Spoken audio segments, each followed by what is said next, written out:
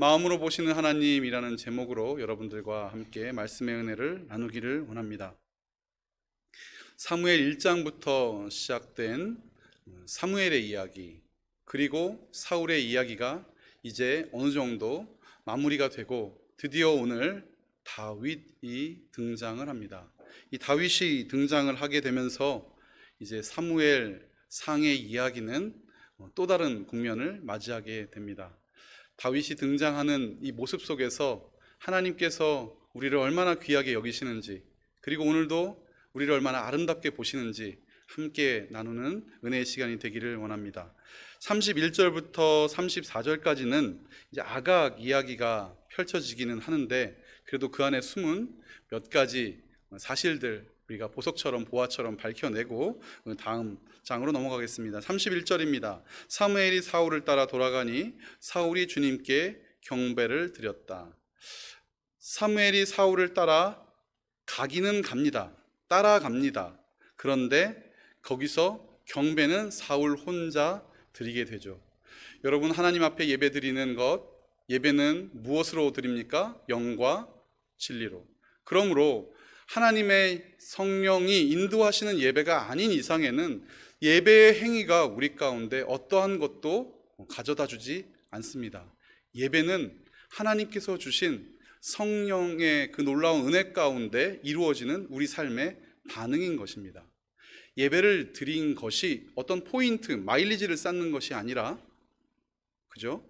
그것이 아니라 우리의 예배는 이미 주신 한량없는 은혜의 반응이 되는 거죠. 오늘 사울은 착각했습니다. 사무엘을 데리고 가면, 사울이 사무엘을 데리고 가면, 그래서 형식과 외형을 갖추면 그게 예배가 되는 줄 알았죠. 32절입니다. 사무엘은 사실 따라가서 다른 것을 합니다. 경배를 드린 것보다는 아각을 끌어냅니다. 여기 보니까 아각은 행여 죽을 고비를 넘겼나 싶어서 좋아하면서 나왔다라고 되어 있는데, 이게 중의적인 해석이 가능한 구절입니다. 이 좋아하면서, 그러니까 룰루랄라 이렇게 막 좋아하면서 나온 게 아니고요. 이게 동동 끈에 매여 나왔다, 사슬에 묶여 나왔다라고도 해석이 돼요. 그러면 이게 좋아하면서 나왔다랑 사슬에 묶여서 나왔다, 너무 다른 이야기가 되지 않습니까? 그리고 그 아각이 죽을 고비를 넘겼나 싶어서 되어 있는데, 이 부분은 이렇게도 해석이 돼요. 죽음의 고통이 내게서 떠나갔구나. 그러니까 이렇게 해석이 두 가지가 되는데, 그렇게 중요한 부분은 아닙니다. 여러분, 흥미롭게 들어주시면 되고 기억하실 것까지는 없는 구절입니다. 아각이 사슬에 매여서 완전 풀이 죽어서 얼굴에는 쓴웃음을 지으면서, 이제 죽을 때가 됐으니까, 이게 죽게 되니까 죽음의 고통은 이제 없겠구나, 죽음을 두려워해서 언제 죽나 하는 고통은 내게 없겠구나 하고 이게 처절하게 끌려 나오는 모습일 수도 있고, 혹 그냥 오늘 본문처럼 사무엘이 이렇게 끌어내는 거 보니까 원래 사울이 끌어내야 자기가 죽는 거잖아요. 그런데 사무엘이 끌어내니까 혹시 살려주려나? 이렇게 생각을 했어도 두 가지 다 흐름에서는 그렇게 중요한 구절은 아닙니다. 그런데 학자들은 어디에다 표를 더 많이 주고 있냐면, 이 첫 번째, 이제 죽음의 고통도 끝이 났으니 이제 죽기만 하면 끝이구나. 그런데 제가 숨어있는 보석과 같은 뜻 하나 발견하자고 했죠. 여러분, 무엇이 숨어 있습니까? 죽으면 끝입니까? 사람은 여기서 실수합니다. 고생 하더라도 이 고생 이제 끝날 날이 있을 거야. 하나님 믿지 않는 인생의 고생은 여러분 지금이 문제가 아닙니다. 그 뒤가 훨씬 더 큰 문제, 위험, 고통. 그러므로 아각은 하나님을 모르니까 이렇게 말했죠. 그러나 주를 아는 우리 백성들 가운데에는 오히려 지금의 근심과 걱정은, 그것은 두려운 것이 아닙니다. 하나님 모르는 것이 걱정거리요, 하나님 모르는 것이 두려움거리가 되어야 되는 것이죠. 33절 사무엘이 말합니다. 당신들이 뭇 자신의 자식을 잃게 했으니 당신의 어머니도 당신을 잃을 것이요. 탈리오법, 동해보복법이죠. 그래서 길갈 성소의 주님 앞에서 아각을 죽였다. 아각은 드디어 죽습니다. 34절, 그런 다음에 사무엘은 라마로 돌아가고 사울은 기브아에 있는 자기 집으로 올라갑니다. 둘은 이제 각자 자기를 가는 것처럼 성경은 마무리가 됩니다. 35절 보니까 그러니 사무엘의 마음이 어땠겠습니까? 여러분, 우리가 아는 사무엘이 어떤 사람입니까? 끝까지 하나님의 뜻에 순종하려고 사울을 다독이고 또 백성들을 다독이던 사람 아니었겠습니까? 그런데 오늘 이 엄청난 하나님께서 이제 내가 그를 버렸다라고 말하는 그 말씀 속에서 사무엘은 사울 때문에 35절 뭐라고 쓰여 있습니까? 마음이 상하여. 이 마음이 상하다, 이게 애도하다는 뜻입니다. 죽은 사람을 위해서 죽은 사람 때문에 슬퍼하는 게 애도하는 거죠. 사울이 죽었습니까? 사울 죽지 않았습니다. 그런데 오늘 사무엘은 마치 사울이 죽은 것처럼 애도하고 있는 것이죠. 하나님과의 관계가 끊어지면 죽은 사람입니다. 하나님을 알지 못하는 그 사람이 죽은 인생입니다. 하나님 모르는 그 세상이 지옥과 같은 세상이고 그 세상이 바로 지옥 그 자체. 그러나 반대로 하나님과 연결되어 있으면 살아있는 것이고 주님의 생명나무 가운데 붙어 있으면 참 포도나무 열매를 맺을 것이고, 그리고 하나님이 다스리는 그 나라를 살아가는 그 사람은 천국을 살아가는 것이겠죠. 오늘 사무엘은 애통해야 합니다. 그리고 죽는 날까지 다시는 사울을 만나지도 않았고, 나중에 사무엘상 19장에 가면 만나기는 하는데 사울을 찾아가서 만난 건 아닙니다. 주님께서도 사울을 이스라엘의 왕으로 세우신 것을 어떻게 하셨다? 후회하셨다. 그런데 이 하나님의 후회, 여러분, 하나님의 후회에 대해서 오늘 저는 로마서 11장 29절을 함께 보기를 원합니다. 로마서 11장 29절인데요. 어떻게 쓰여 있습니까? 함께 읽어봅시다. 시작. 하나님께서 주시는 고마운 선물과 부르심은 철회되지 않습니다. 조금 익숙한 구절로 읽어볼까요? 하나님의 은사와 부르심에는 후회하심이 없느니라. 아멘. 하나님이 후회하실 거라면, 여러분 생각해 보세요. 후회하실 거라면 아담 때 그냥 끝내버리셨으면 돼요. 하나님이 후회하실 거라면 노아 때 끝내버리셨으면 돼요. 그런데 왜 이스라엘 백성 이 수천 년을 더 뒤에까지 사람들을 두시고 가르치시고 깨닫게 하시다가 이제 와서 하나님이 후회하신 걸까? 이 후회에는 또 다른 의미가 있다고 지난주에 한번 말씀을 드렸습니다. 이스라엘 백성이 슈브, 돌아오면 하나님이 니함, 돌아가신다고 했죠. 그러므로 오늘 이 니함, 후회하셨다, 이 뜻에는 새로운 시작을 포함합니다. 하나님께서 아담과 하와가 범죄하였을 때 어떻게 하셨습니까? 먹는 날에는 정령 죽으리라 하셨는데 죽었습니까? 가죽옷을 입히셨습니까? 가죽옷을 입히셨죠. 노아 당시에 어땠습니까? 사람들이 죄악으로 관영한 것을 보고 내가 이 사람들 사람 만든 것을 내가 후회한다, 내가 한탄한다. 거기서도 한탄, 후회가 쓰였거든요. 그러나 하나님께서는 그래서 쓸어버리셨습니까? 방주에 태우셨습니까? 방주에 태우셨죠. 오늘 사울을 세운 것을 후회하십니다. 그러나 이 후회는 하나님의 새로운 구원의 시작. 여러분, 이것을 믿기 때문에 오늘 우리는 하나님의 후회하심이 누구를 위한? 나를 위한. 그래서 첫 번째, 저는 이렇게 제목을 정해봤습니다. 우리를 위한 하나님의 후회. 누구를 위한이요? 우리를 위한. 하나님은 오늘 후회하실 때가 있습니다. 아이고 후회하실 때가 있어요. 그러나 그 후회는 우리를 위한 하나님의 후회였다. 새로운 시작을 시작하실 것입니다. 온전한 시작을 만들어내실 것입니다. 아담, 노아, 사울, 하나님은 끝까지 포기하지 않으시는 분이시죠. 16장 1절입니다. 주님께서 사무엘에게 말씀하셨다. 사울이 다시는 이스라엘을 다스리지 못하도록 내가 그를 버렸는데, 거절하였는데, 반대하였는데 너는 언제까지 사울 때문에 괴로워할 것이냐? 이게 마음이 상하여와 같은 뜻이거든요. 슬퍼할 것이냐?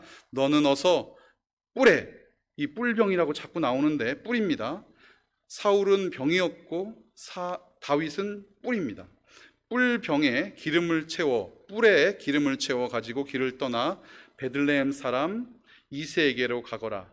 중요한 구절 우리 같이 읽겠습니다. 시작. 내가 이미 그의 아들 가운데서 왕이 될 사람을 한 명 골라 놓았다. 아멘. 와, 이 문장을 보면서 제가 지금까지 있었던 저도 갸우뚱 하던 부분이 다 해소가 된 것 같습니다. 하나님께서 사울이 잘못하니까 안 되겠다, 새로운 대타를 구해야지 하신 게 아니고, 오늘 본문을 보니까 내가 이미 이새의 아들 가운데에서, 여기 사실 삽입어구가 하나 있는데 나를 위하여라는 삽입어구가 있습니다. 내가 이미 나를 위하여 그의 아들 가운데서 왕이 될 사람 한 명을 골라 놓았다. 이것을 보면서 제가 많은 생각을 하게 됐습니다. 그거였구나. 바로 그거였구나. 뭘까요? 제가 지금부터 무슨 얘기 할까요? 저희 아이들을 데리고 이마트를 가면 이마트 한켠에 이 장난감 파는 곳이 있습니다. 아니, 먹을 거나 팔지 왜 거기서 장난감을 팔아서, 저희 막내가요 딱 잡습니다. 그러면 놀까요, 안 놀까요? 안 놔요. 여러분, 이렇게 잡았다는 건 우유를 잡은 게 아니죠. 배추를 이렇게 잡았겠습니까? 장난감 박스를 이렇게 딱 잡은 거예요. 그리고 품에 딱 안아요. 그리고 벌써 눈치를 보다가 이게 안 될 것 같으면 가지고 그 다음은 얘기하면 인격의 손상이 될까 봐. 그런데 아무리 타일러도 되지가 않아요. 그래서 한 번은 이렇게 말한 적도 있어요. 이건 막내에게 한 얘기는 아니고 첫째한테 한 얘기긴 한데, 아빠 돈 없어. 그랬더니 이렇게 말을 하더라고요. 카드는 있잖아. 제가 설득을 하려고 이제 설명을 시작했습니다. 애야, 카드가 이렇게 결제를 해도 결국은 돈을 내야 되는 거야. 이 아이가 이해를 할까요? 못할까요? 못하죠. 싫어하잖아요. 여러분 진짜 싫어하잖아요. 예전엔 먹을 게 없었어. 왜 마트에서 사오면 되지? 이게 아이들의 싫어 아닌 것입니까?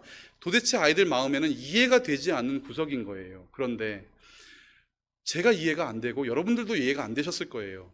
왜 하필 사울을, 아니 하나님께서 제비까지 뽑아서 세우셨는데 왜 이렇게 거역하고 거절하고 핑계나 대고 하나님을 배반하고 이제는 사무엘과 각기 제각길로 갈 수밖에 없는 사울을 뽑아 앉히셨을까? 여러분 다시 옛날 본문으로 가보자고요. 가보면 어떻습니까? 사무엘이 그처럼 애처롭게 간곡히 부탁하는 게 뭐였습니까? 하나님을 버리지 말아라. 하나님이 너의 왕이다. 여태까지 하나님으로서 우리가 다 이기지 않았냐? 그리고 여러분 참고로 사무엘이 블레셋을 쳐서 이겼거든요. 왕이 필요한 게 아니었어요. 그런데 이스라엘 백성들은 어떤 백성? 딱 잡은 거예요. 우리도 이방 사람들처럼 왕 달라는 거예요. 우리도 저들처럼 이거 있어야 되겠다는 거예요. 저도 자기도 미미의 콩순이에 이 얼음 냉장고 있어야 된다는 거예요. 아무리 좋은 게 집에 있어도 아니야, 내 친구처럼 이것도 있어야 돼. 이 얼음 나오는 이 냉장고 이거 있어야 된다는 거죠. 놓지 않아요. 이해하지 않아요. 그런데 여러분 우리는 어떻습니까? 사울만 그렇습니까? 이스라엘 백성만 그렇습니까? 우리 똑같습니다. 하나님께서 우리를 위해서 영생복락, 천국, 저 화려한 하늘의 도성을 예비하셨습니다. 우리 인생을 오늘도 성령 하나님을 통해서 인도하고 계십니다. 한 걸음 한 걸음 인도하고 계십니다. 그리고 이미 자, 네 남편 다음 달에 진급할 거야. 너에게는 조금 더 큰 집도 줄 거고, 그리고 공부하는 너에게는 지혜도 줘서 이 땅 가운데 하나님의 영광을 드러내게 할 거야 라고 다 계획하셨는데도 불구하고 우리는 마치 하나님이 아무 생각도 없으신 분인처럼 하나님 주셔야 됩니다. 제가 이게 필요합니다. 제가 이게 꼭 필요합니다. 하나님 왜 저에게는 이것을 안 주십니까? 오늘 그런데 하나님 뭐라고 말씀하세요? 이미 그의 아들 가운데 왕이 될 사람 한 명을 골라 놓았다. 사울을 줄 수밖에 없는 형편이었던 것, 제가 이걸 보면서 알았습니다. 아, 그렇구나. 하나님이 가장 좋은 거 주시는데 중간에 나를 납득시키려고 중간 과정도 때로는 있는 거구나. 2절입니다. 사무엘이 여쭈었다. 내가 어떻게 길을 떠날 수 있겠습니까? 사울이 이 소식을 들으면 나를 죽일 것입니다. 주님께서 대답하셨다. 너는 암송아지를 한 마리 끌고 가서 주님께 희생제물을 바치러 왔다고 말하여라.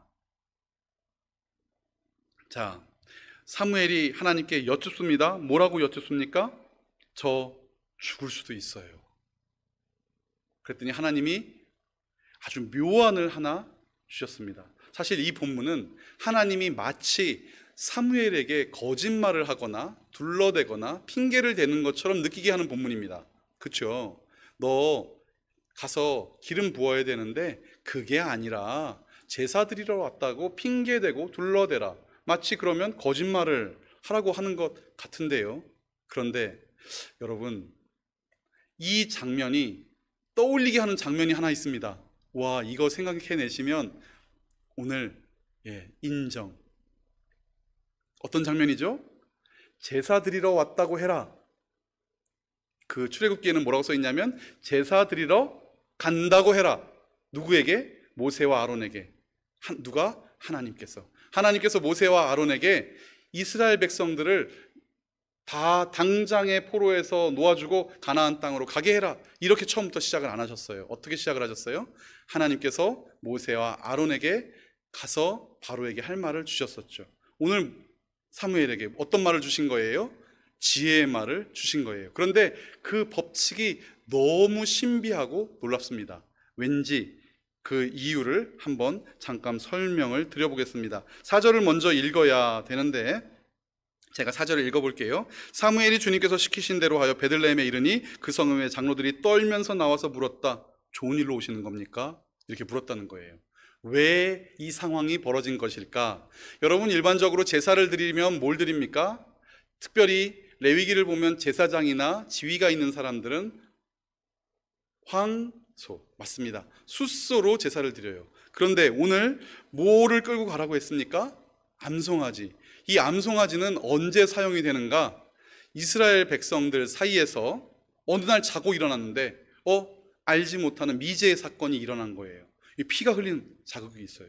누군가 사망했어요. 그런데 이것에 대해서 아무것도 찾지 못할 때, 근거를 찾지 못할 때 어떤 일을 해야 되는가? 암송아지를 준비해 놓고, 그 마을의 장로들이 암송아지를 준비해 놓고 저 멀리 성소에 있는 누구를 청해요? 제사장을 청해요. 그럼 제사장은 출장을 나와야 되는 거예요. 어디로? 이 사건이 벌어진 곳으로. 이해가 되시죠?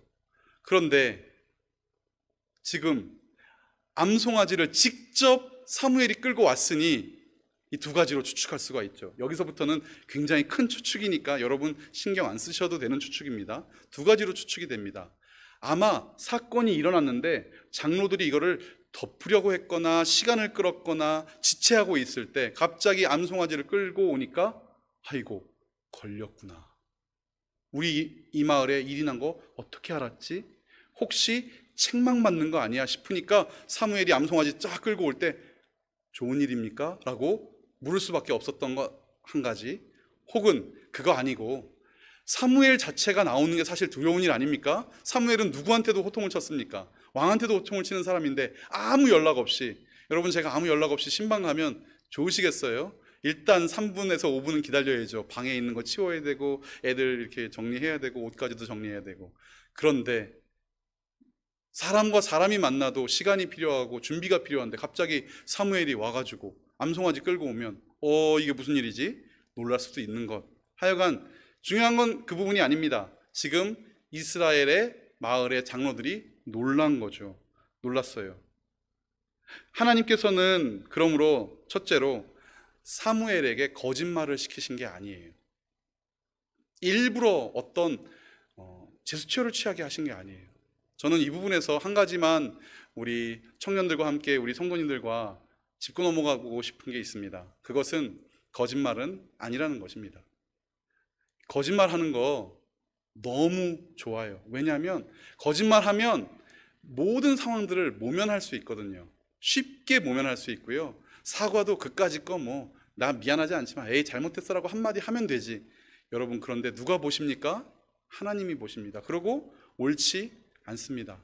오히려 사무엘처럼, 사무엘이 어떤 사람입니까? 백성들을 향하여 호통을 치고 사울을 향하여 호통을 쳤던 사무엘이지만 오늘 하나님께서 이거 좀 할래? 정직히 행하라, 내 명령을 행하라 말씀하시니까 저 죽을 것 같아요. 힘들어요. 이 우는 소리 하잖아요. 여러분, 우리가 거짓말을 할 일이 생겼어요. 회사에다 보고를 해야 돼요. 사실대로 말해야 돼요. 책망 들을 일이 생겼어요. 그럼 어떻게 합니까? 하나님께 가야죠. 하나님, 걱정되는 일이 생겼습니다. 거짓말을 해야겠습니다. 제가 도저히 감당할 수 없습니다. 어떻게? 하나님께. 그럼 하나님 말씀하실 거예요. 사실대로 말해라. 그리고 혼나라. 혹은 아니지 않느냐, 이렇게 지혜로운 말로 너에게 은혜가 있게 하여라. 모르겠습니다. 중요한 것은 하나님은 절대로 우리에게 거짓을 요구하시는 분이 아니고, 하나님은 우리가 지혜가 없어 물을 때 하나님은 모세에게 주셨고, 오늘은 사무엘에게 주셨던 이 놀라운 해법, 하나님의 해법을 우리에게도 주신다는 거죠. 믿으십니까? 아멘. 그러므로 하나님 앞에 우리는 거짓된 생활을 하면 안 되겠습니다. 오히려 두 번째, 우리는 무엇을 믿어야 하는가? 두 번째, 우리를 위한 하나님의 세밀한 간섭을 믿어야 합니다. 무엇을요? 우리를 위한 하나님의 세밀한 간섭. 첫 번째는 뭐였나요? 우리를 위한 하나님의 후회.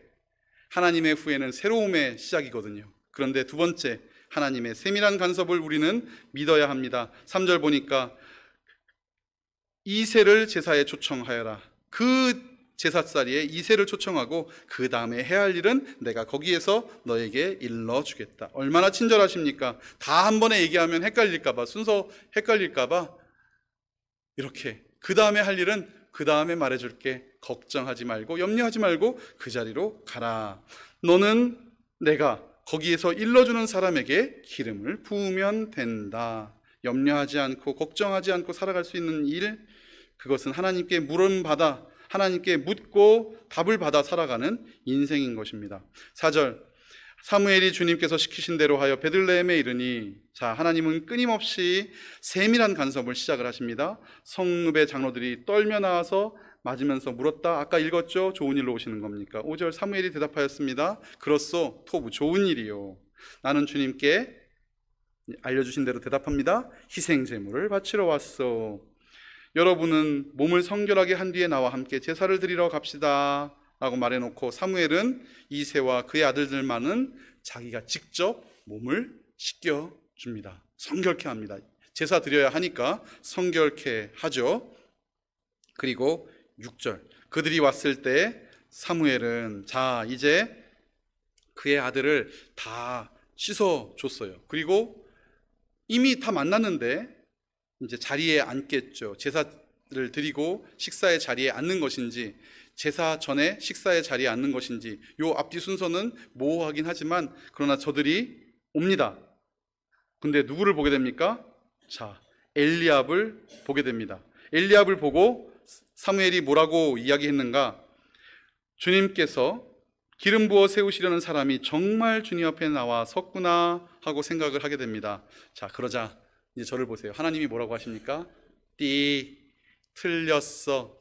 아니야, 내가 그를 버렸어. 언제 취약이라도 하셨습니까? 그런데 버렸어. 이 사울에게 사용한 단어를 그대로 사용하시면서 네가 지금 보고 있는 모습이 사울처럼 보고 있잖아. 여러분, 이 본문에서 우리는 하나 더 할 수 있어요. 이스라엘 백성들만 사울의 외모를 본 게 아니고 지금 또 왕을 뽑으려고 하는데도 뭐 보고 있어요? 외모 보고 있어요. 외모 보고 있어요. 여러분, 비 오는 날은 슬리퍼 신어야 됩니다. 비 오는 날 구두 신으면 바보라고 합니다. 그런데 아유, 품위 없게 채통 없게 왜 슬리퍼 신었어? 여러분, 이건 어리석은 거죠. 지금 우리는 아무도 상투 틀고 쪽두리 틀고 하지 않지 않습니까? 100년 전에 우리의 이런 모습은 여러분 맞을지도 모르는 행동이었습니다. 저희 할머니가 90이 넘어서 돌아가셨는데요, 이 쪽두리의 비녀를 끝까지 안 버리셨어요. 바지를 한 번, 스봉이라고 옛날에 그러더라고요. 그거 한 번 딱 입어보시더니 안 된대. 여자는 치마 입어야지 바지 입는 게 아니래요. 여러분, 그런데 오늘 무엇입니까? 사무엘조차도 무엇에 반응하였다? 외형에 반응할 수밖에 없다. 그러므로 중요한 말씀이라서 우리 7절 같이 읽어봅시다. 시작. 그러나 주님께서 사무엘에게 이르셨다. 너는 그의 준수한 겉모습과 키만을 보아서는 안 된다. 그는 내가 세운 사람이 아니다. 나는 사람이 판단하는 것처럼 그렇게 판단하지 않는다. 사람은 겉모습만을 따라 판단하지만 나 주는 중심을 본다. 아멘. 너 지금 사울처럼 그의 외모만 보고 있어. 그는 내가 세운 사람이 아니야. 나는 사람이 판단하는 방식으로 판단하는 것이 아니고 나는 마음으로 보는 하나님이야. 이 문장이요, 사람은 겉모습만을 따라 판단하지만 나 주는 중심을 본다. 이것이 사람은 눈으로 보지만 나 여호와는 심장으로 본다 라고도 해석이 되거든요. 오늘 하나님은 우리를 볼 때 무엇으로 보십니까? 하나님의 마음으로 보세요. 우리의 무엇을 보시기 위해서? 마음을 보시기 위해서. 하나님은 우리의 외모를 보지 않으세요. 하나님은 우리의 외모를 보지 않으세요. 나중에 한 번 더 얘기하겠지만 여러분, 이새의 아들이 총 몇 명이 이 앞을 지나가냐면 이제 곧 나옵니다. 7명. 그런데 사무엘은 몇 명을 씻겼죠? 7명. 다윗은 몇 번째? 8명. 씻어줬습니까? 안 씻어줬습니까? 꾀죄죄하게 왔어요. 꾀죄죄하게 왔어요. 양치다 왔어요. 그런데 그를 뭐라고 말합니까? 아름답다고 말합니다. 나중에 좀 더 살펴보겠습니다. 자, 하나님께서는 중심을 본다. 나 주는 마음을 본다. 혹은 나는 마음으로 그의 마음을 본다. 이렇게 말씀을 하시는 거예요. 우리의 하나님은 어떤 분이신가? 세 번째, 우리를 향한 하나님의 시선은 넉넉한 은혜의 시선입니다. 우리를 향한 하나님의 시선은 넉넉한 은혜의 시선인 것입니다. 8절입니다. 이새가 둘째를 부릅니다. 아비나답을 불렀어요. 아니다. 9절, 이새가 삼마를 부릅니다. 셋째를 불렀어요. 아니다. 10절, 이런 식으로 이새가 자기 아들 7을 모두 사무엘 앞으로 지나가게 했는데 아니래요. 다 아니다, 아니다, 아니다. 당황스럽지 않겠습니까? 11절입니다. 사무엘이 이새에게 묻습니다. 아들들이 다 온 겁니까? 아들들이 다 온 겁니까? 하고 물으니 이새가 대답을 합니다. 막내가 남아있기는 한데 지금 그 사람은 걔는 양치고 있는데요. 학자들의 의견이 분분하기 때문에 규정할 수 없는 의견이니까 참고로만 들어주세요. 이 이스라엘의 이 왕, 이 다윗의 족보를 검색을 해보시면 자매가 있는데 자매의 엄마의 이름이 달라요.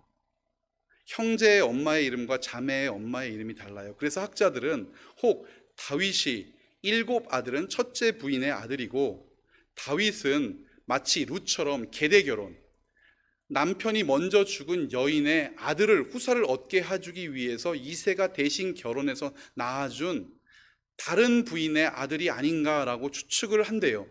추측입니다. 그런 흔적이 성경에 있기는 해요. 그러나 규정할 수는 없어요. 흔적이 있는 것이지 딱 규정할 수는 없지만, 그런데 오늘 이 본문에서 정확히 어떻게 보입니까? 7은 지나갔고 7은 씻기움을 받았는데 마치 이렇게 내놓은 아이처럼 얘는 뭐를 하고 있었어요? 양치고 있었어요. 그런데 여러분, 이 양치고 있었던 다윗의 이 양치는 이 생활이 나중에 어떻게 됩니까? 누구를 이기는? 골리앗을 이기는 근거가 됩니다. 하나님께서 오늘 우리를, 다른 사람은 다 저기 살게 하셨는데 왜 나는 여기 살게 하시지? 다른 사람은 다 저 지위에 가게 하셨는데 왜 나는 여기 살게 하시지? 제가요,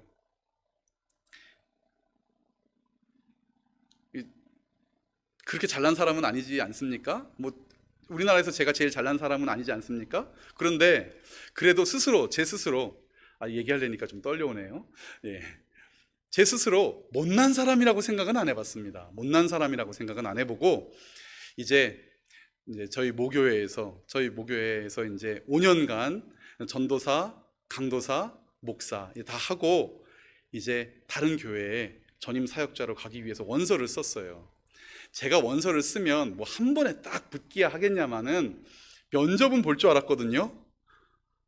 와, 목사님 보시기에도 제가 그런가 모르겠는데 아무도 연락이 안 오는 거예요. 그때 옥토교에다가 원서를 냈어야 되는데 옥토교에 원서를 안 내서 그런가? 아무도 연락이 안 오는 거예요. 나중에 제가 너무 슬펐어요. 행정 목사님이 저를 부르더니, 야 성우아, 너 오늘부터 10통씩 원서 쓰고 퇴근해, 이러는 거예요. 여러분, 그 마음이 어떤지 아십니까? 목사가 그래도 자존심이 있지, 좋은 교회 훌륭한 목사님 밑에서 하나님께 기도함으로 준비해서 사역지를 가야지 10개씩 의무로 원서를 쓰고 퇴근하라는 거예요.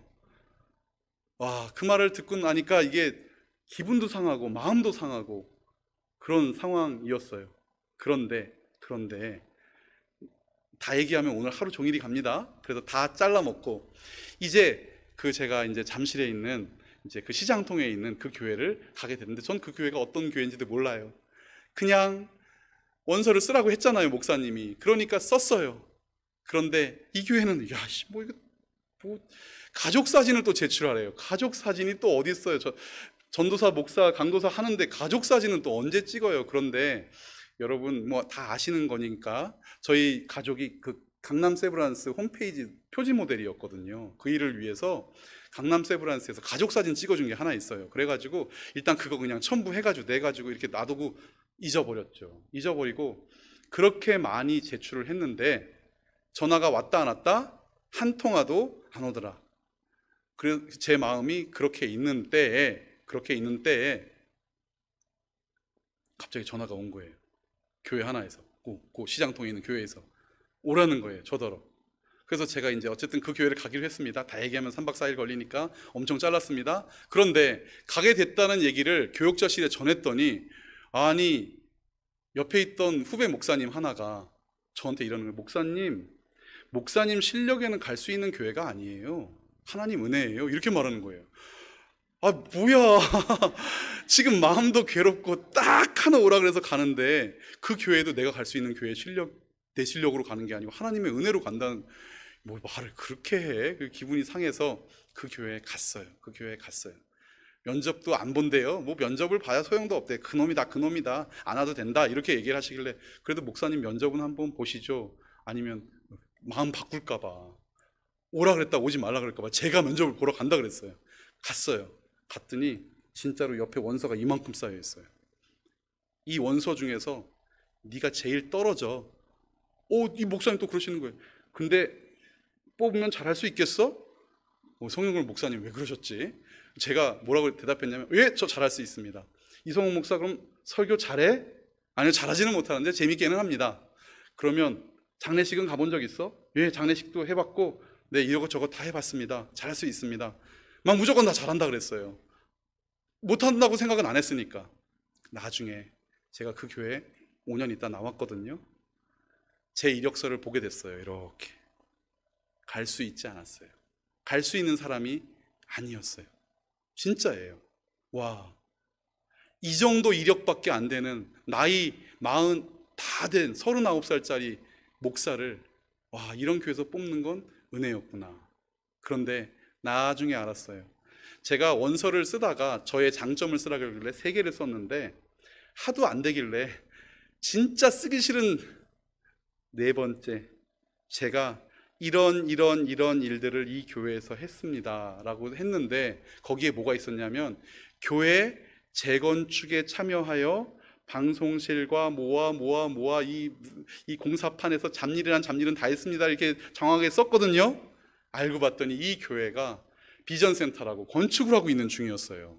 그러니 마지막 한 줄이 눈에 띄었던 거죠. 건축을 해봤어?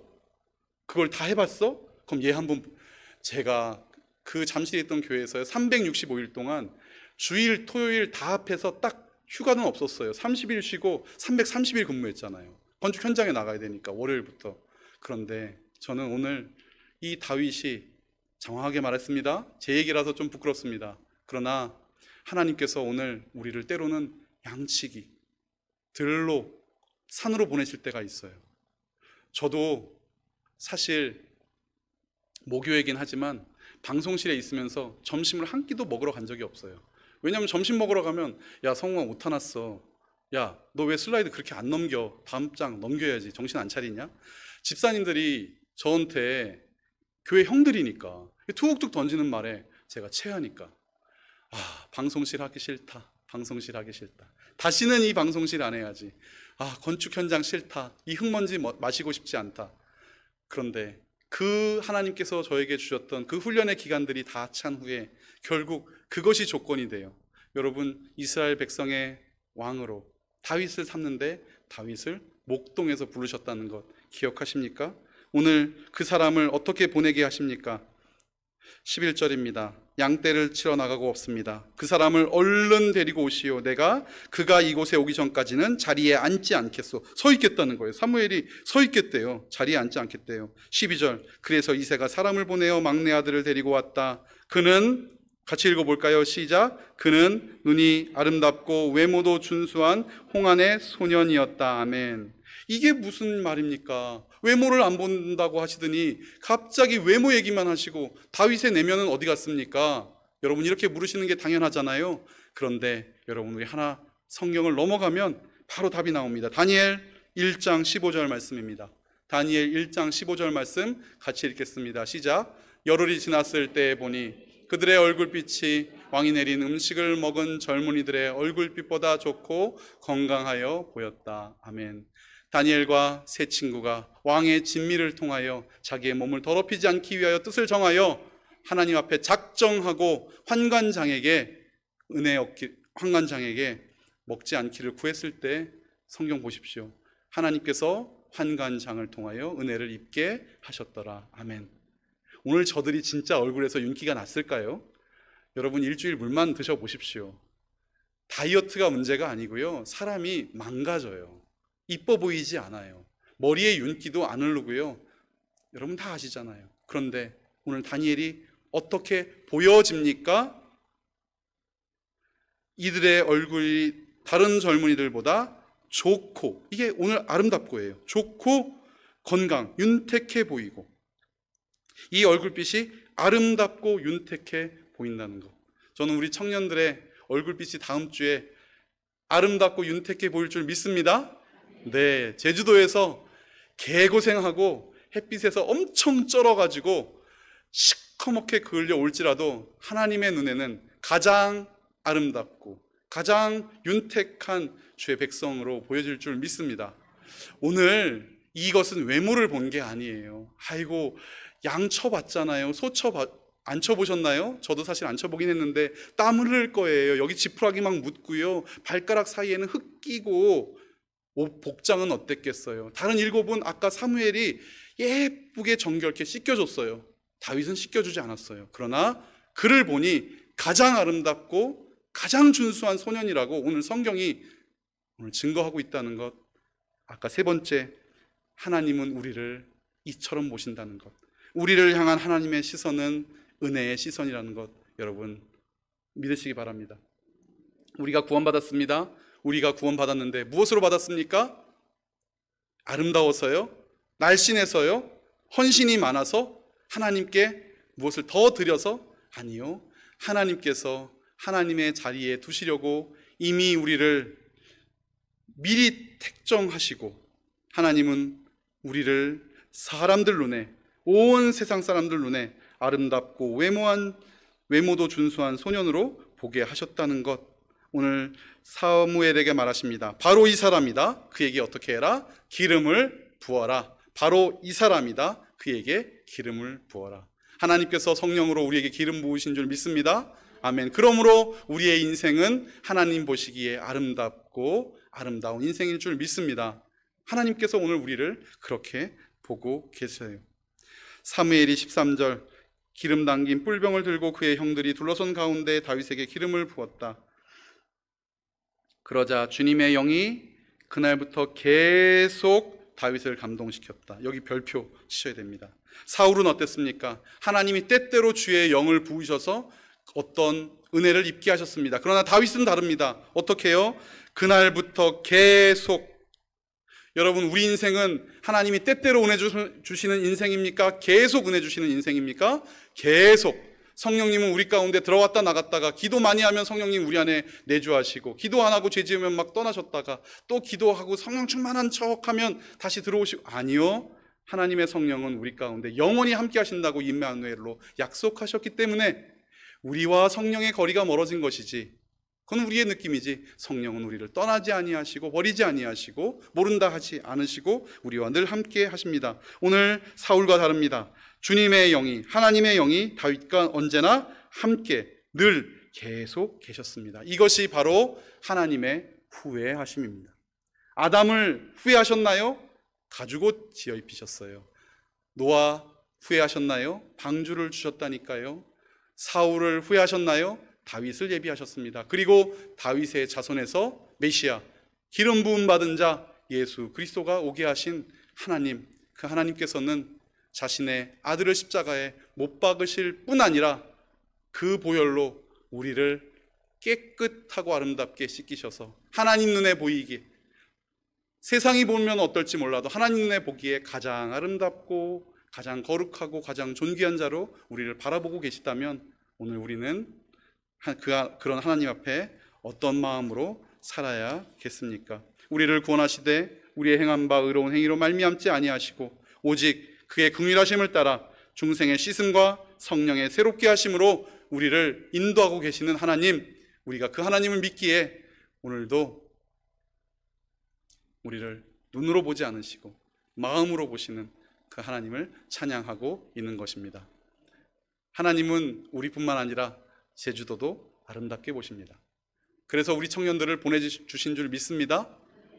작정하신 하나님께서 주의 자녀들을 그곳에 보내어 내가 사랑하는 아름다운 자들에게 아름답고 복된 소식을 전하게 하셨으므로 우리 청년들의 발걸음만 아름다울 뿐 아니라 우리가 다다르는 그 곳, 그 모든 한경면의 마을이 하나님의 은혜 가운데 넘치기를 주의 이름으로 축원합니다. 여러분들도 이 복된 사역 가운데 기도로 동참해 주시기를 바랍니다. 기도하겠습니다.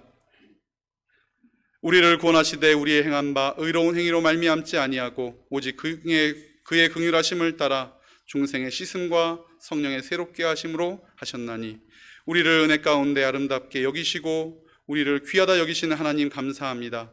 우리의 삶에 친히 간섭하시며 인도하시는 하나님의 손길을 믿사오니 그의 은혜 가운데, 주의 은혜 가운데 날마다 찬양하는 우리 되게 하시고 한없는 찬송으로 주께 영광 돌리는 귀한 인생 되게 하여 주시옵소서. 다윗이 목동으로 있을 때 주께서 왕을 세우신 것처럼 주여 우리 인생도 주님의 손에 들림받아 주의 복음의 도구, 생명의 도구가 되기를 원하오니 주님, 이웃과 세상을 주님의 눈으로 바라보게 하시고 하나님, 그 눈길 가운데 주께서 행하시는 것도 날마다 보며 감사하는 우리 되게 하여 주시옵소서. 우리 청년들이 먼 길 떠납니다. 제주도를 하나님의 눈으로, 아름다운 눈으로 바라보며 떠나는 우리 청년들을 축복하셔서 그들의 발걸음을 힘있게 하사 태초부터 작정하시고 계획하신 모든 일들을 우리 청년들을 통하여 이루어 주시옵소서. 승리케 하여 주시옵소서. 예수님 이름으로 기도합니다. 아멘. 우리 하나님 앞에 헌금 드리겠습니다.